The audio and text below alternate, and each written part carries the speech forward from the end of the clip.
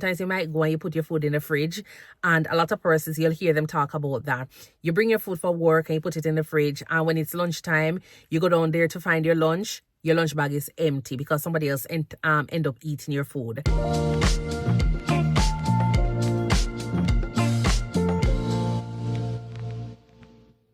Hi everyone, welcome to the channel. Thank you so much for tuning in to the ThinkNursing channel. If you're new here, my name is Stacey and I'm a nurse practitioner doing house call visits. And in my downtime, I do YouTube where, I'm learning and I'm enjoying every aspect of it.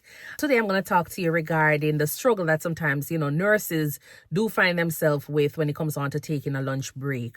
So even though, we are nurses here and people see us as superheroes, and even so, superheroes need to eat. They need to take a break. It is very important.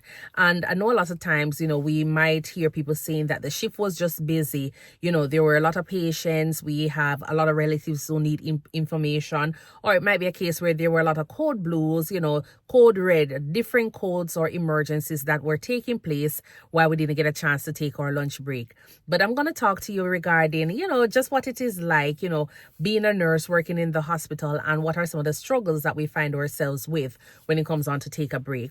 So if you haven't subscribed as yet, please remember to go ahead and subscribe, turn that notification bell on, and please remember, as I said, to leave a like, a comment, and a share below. All right, so why is it so hard for nurses to not take a break when they're working their 12-hour shift? And when you look at it, 12-hour shifts are very long. It is very long. So just imagine going in from 7 o'clock and you're leaving at 7 o'clock in the evening. Sometimes, you're probably going on your break or you've been on your break, but then you hear that there is a overhead, code blue or a trauma coming. And so because you already know that the department is short staff and you're trying to finishing up eating your break, you're rushing back to support your colleagues or your friends that are on the floor because you know that the trauma is going to be a very bad one, or it's going to be a very long day, or whatever the situation is. And so because of that rush, you didn't get your entire 30 minutes of break that you're supposed to be getting. And so you either miss your lunch or you taking a short break. On paper, there is always a schedule to say that nurses are going to be taking their break at that time. But in reality, it doesn't normally work out because, as I say, there are so many things that are going on which contributes to you not taking your full break or taking partial break. As we're aware,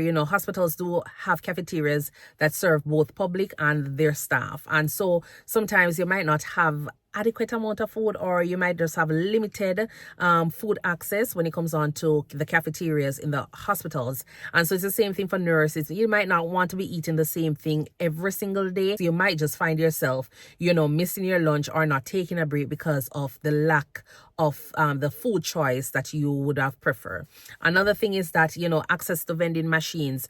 Some hospitals might have vending machines, but it might not be a vending machine that has things that you want.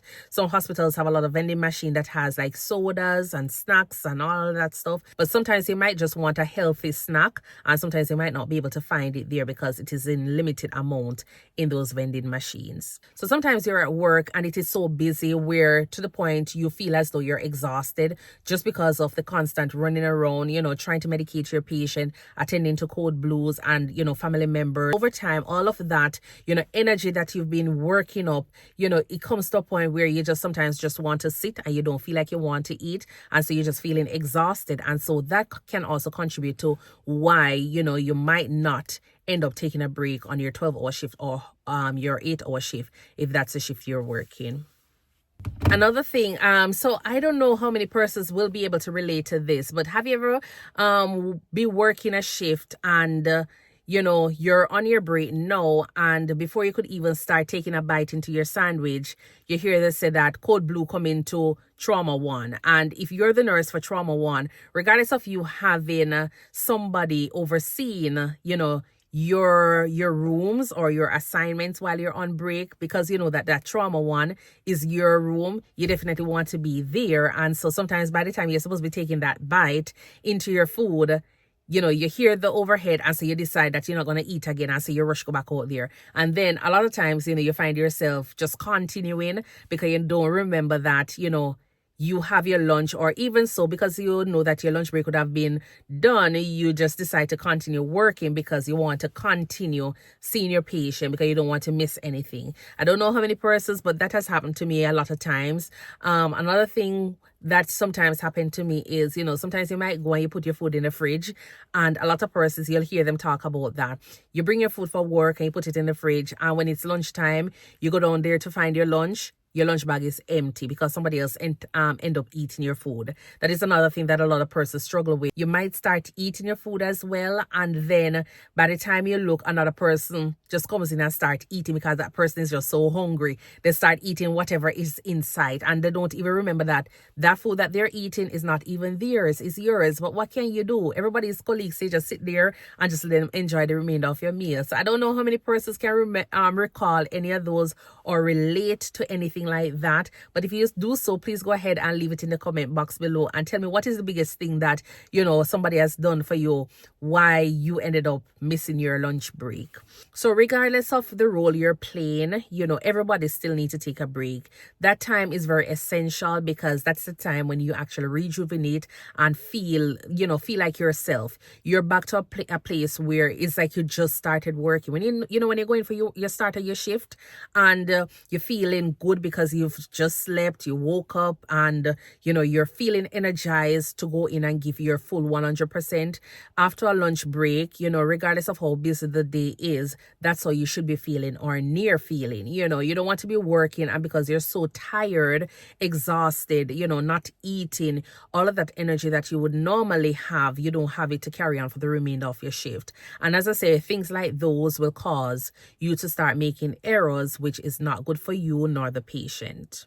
So some tips to make your lunchtime a little bit more manageable is, one, you're going to try and ensure that you get, finger foods. Get stuff that are going to be easy to prepare or they're already prepared. So that way, by the time, if you're going to be in the habit of grabbing and running, it is something that is easy to run out of the lunchroom or take out of your bag and just start munching on it. So rather than relying on hospital cafeterias and vending machines, just go ahead and do your overnight preparation or your meal preparation from in the beginning of the week.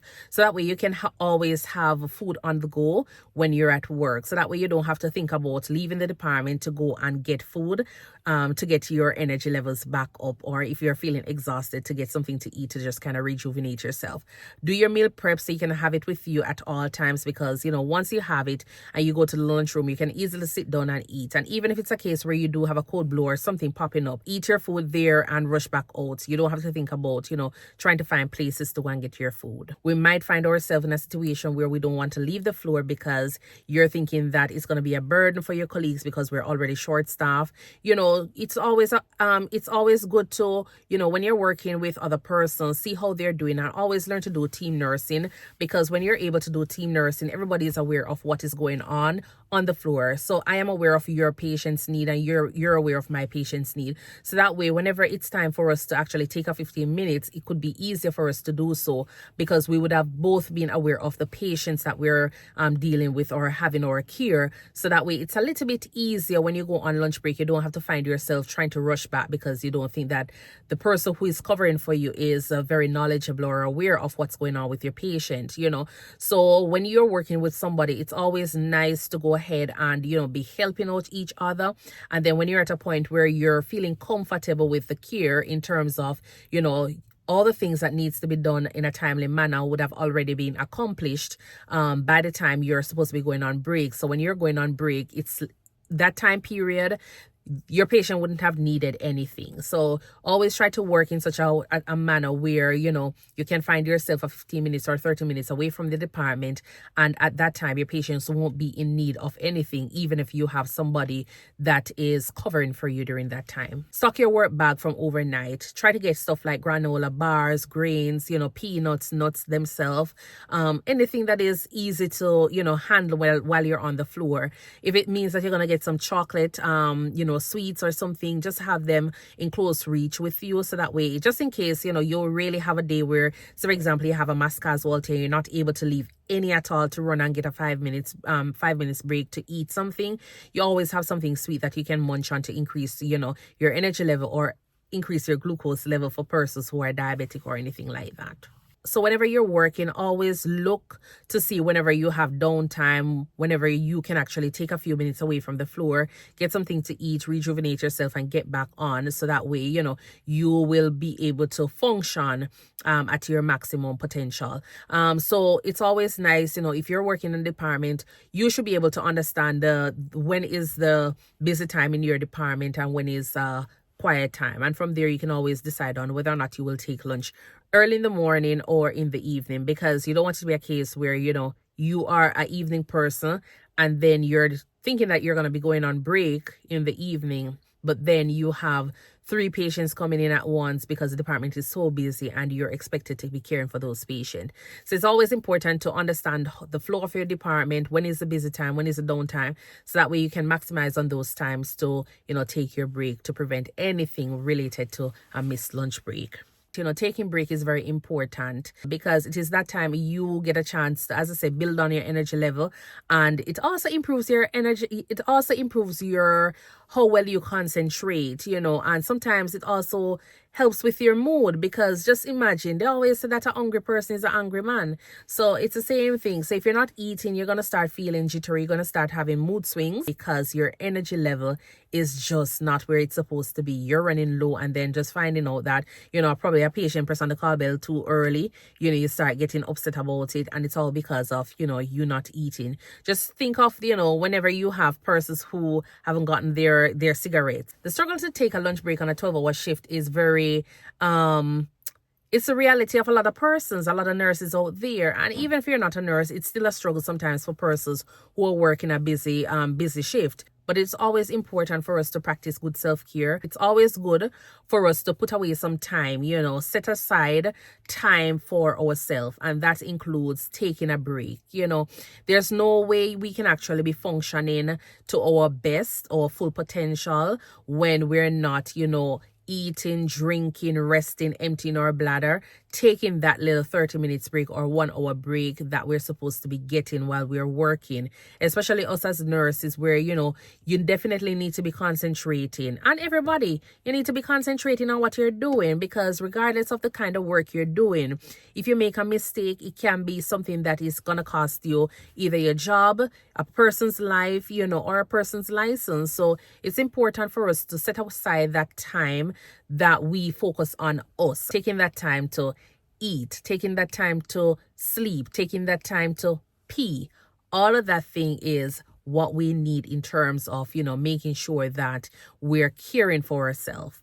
All of that is needed to preserve our health. All right. So please remember, take your break whenever you're at work, because it is very essential to your well-being. Please remember to like, subscribe, and share, and tell your friends about it. Tell your neighbors about the channel, so that way they can be a part of this wonderful platform where we're discussing everything related to nursing, travel, and lifestyle. Until then, thank you so much for tuning in, and I do hope that you will have a wonderful evening.